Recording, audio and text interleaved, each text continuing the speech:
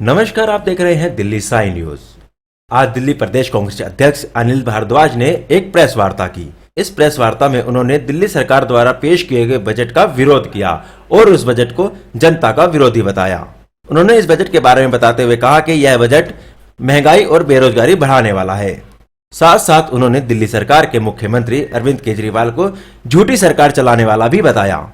आपको बता दें कि दिल्ली में कभी भी एमसीडी चुनाव का बिगुल बज सकता है। इसी बीच मलकागंज वार्ड से टीना शर्मा और साई न्यूज के संपादक योगेश सोनकर भी कांग्रेस पार्टी के प्रचार प्रसार में लगे हुए हैं। आपको बता दें कि टीना शर्मा पिछले कई सालों से कांग्रेस के लिए कार्य कर रही है और निरंतर अपने वार्ड में अच्छे कार्य करती रहती है और जनता के साथ संवाद स्थापित करती रहती है। जनता की समस्याओं को सुनना और कार्यों को पूरा करवाना टीना शर्मा काफी समय से करती आ रही हैं।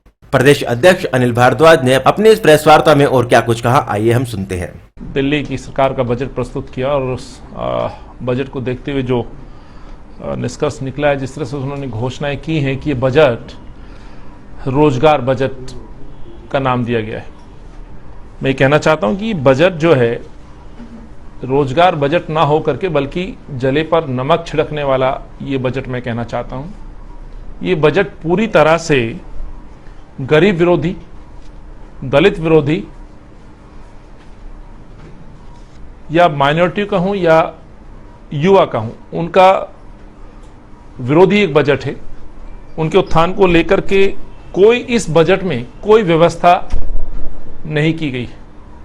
जहां तक रोजगार नाम देने की बात है, दुख होता है इस रोजगार बजट की घोषणा करने वाले वित्त मंत्री जी यह नहीं बताते कि दिल्ली के अंदर, यदि मैं 2018 तक के आंकड़ों की सिर्फ मैं बात करूं, जो कि खुद अरविंद केजरीवाल के कार्यालय के जो आंकड़े हैं आरटीआई के माध्यम से, दिल्ली में लगभग 15,34,832 बेरोजगार युवा रजिस्टर्ड हुए थे, जो कि दिल्ली सरकार के अरविंद के पोर्टल पर रजिस्टर्ड हुए थे।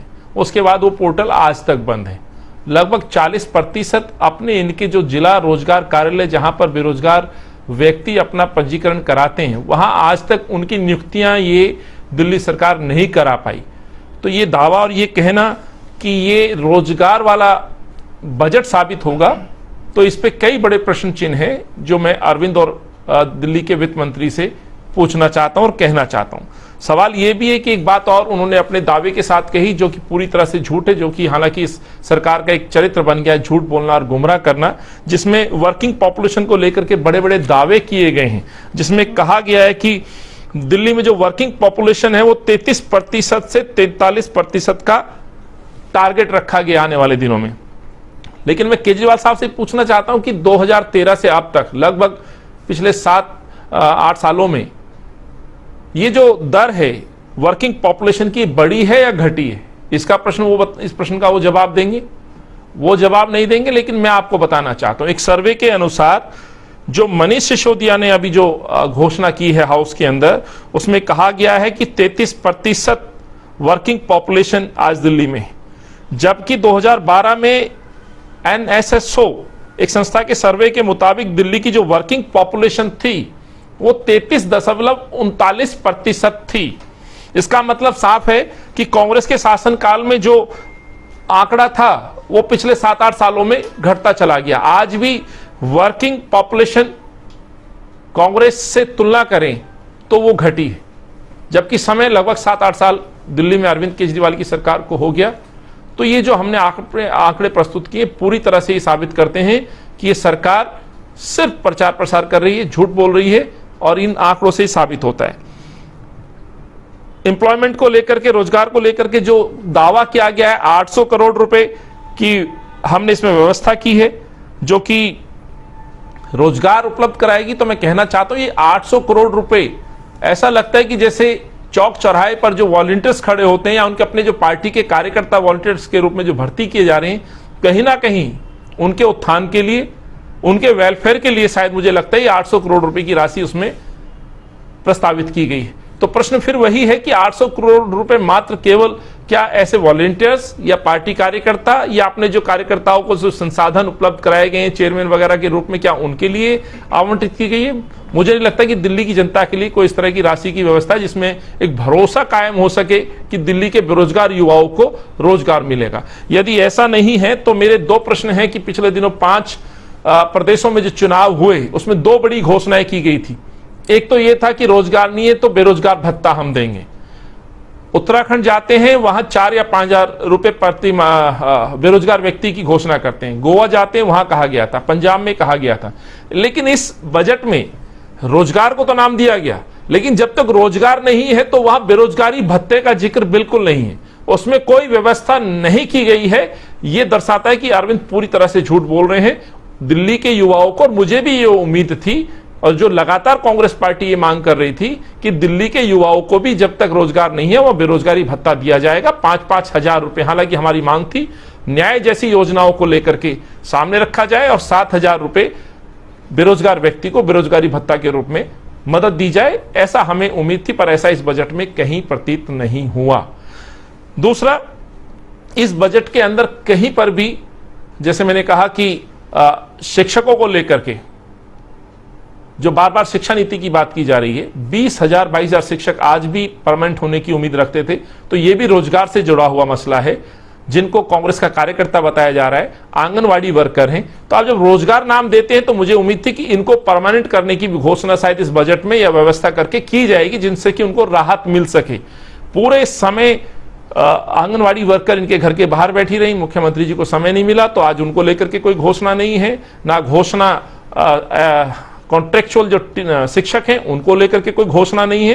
तो यह भी दर्शाता है कि कितना आप रोजगार को लेकर के चिंतित है, कितने युवाओं को रोजगार देने की आपकी नीयत है, यह भी इससे बिल्कुल सिद्ध हो जाती है।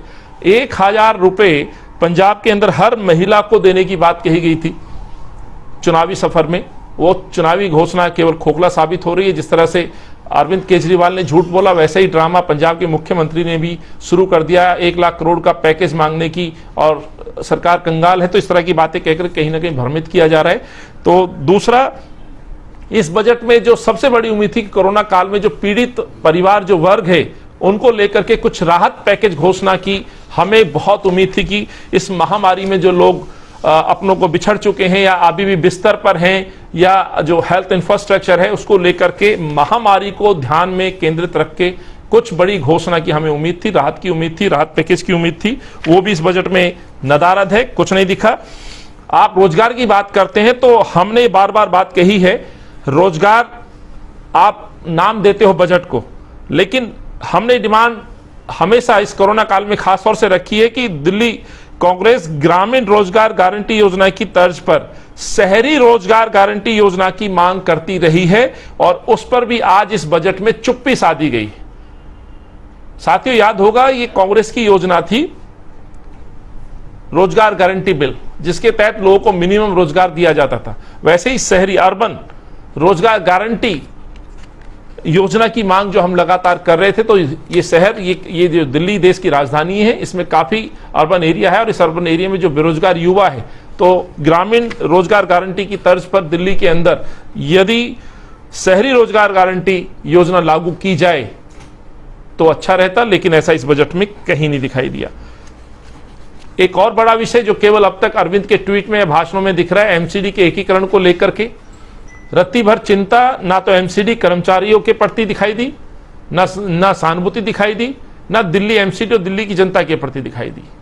केवल आप अपना राजनीतिक उद्देश्य की पूर्ति के लिए भाषण और बयान तो देते हैं, लेकिन हमें ये एक उम्मीद थी इस बजट में कि आप राजनीति से, दलगत राजनीति से ऊपर उठ करके एमसीडी को बचाने के लिए कर्मचारियों के भविष्य, कर्मचारियों के साथ साथ जो ऑफिसर्स हैं, जो दिल्ली की जनता है, उनके लिए जो एक मदद हमेशा दिल्ली सरकार करती रही है। इसलिए हमने बेल आउट पैकेज जो 13,000 करोड़ की मांग कांग्रेस पार्टी कर रही है, वो दिल्ली एमसीडी और दिल्ली की जनता के लिए कर रही थी, उसकी भी कोई व्यवस्था इस बजट में नहीं रखी गई। ये भी मुझे लगता है कि जनता को मायूस करने वाली एक बात रही है जो जनता को उम्मीद थी।